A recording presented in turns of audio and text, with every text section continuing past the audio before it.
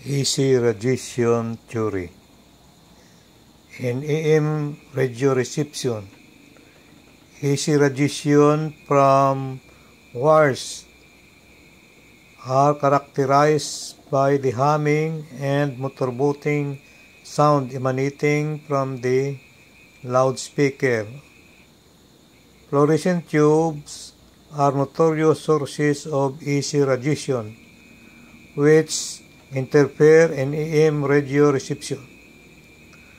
Having constructed the very low current detector, the designer thought that some AC radiation emanating from the power cords can be detected by the said device. An exhaustive testing of the device for detecting AC radiation then followed. The cord of the electric fan, which is black in color, was selected.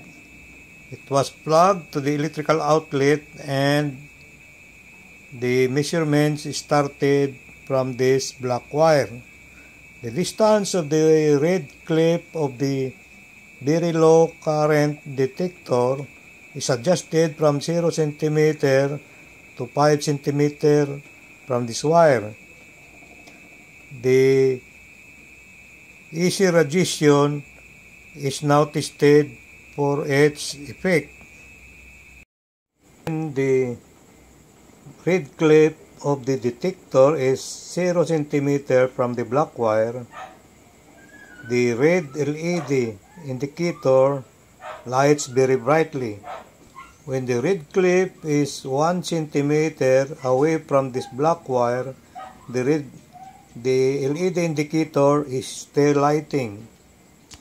When the red clip is 2 cm away from the black wire, the red LED of the detector is still lighting.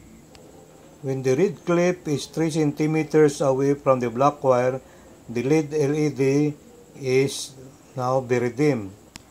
When the red clip is 4 cm away from the black wire, the red LED stops lighting.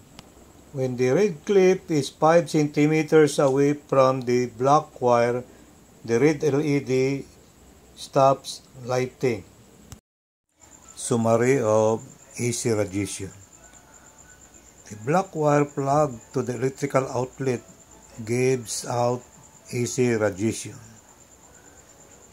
The constructed very low current detector can detect the AC radiation when positioned at optimum distances from the black wire. The optimum distances from the black wire are 0 cm, 1 cm, and 2 cm. The 3 cm distance is the limit because beyond this, the detector cannot anymore detect AC radiation.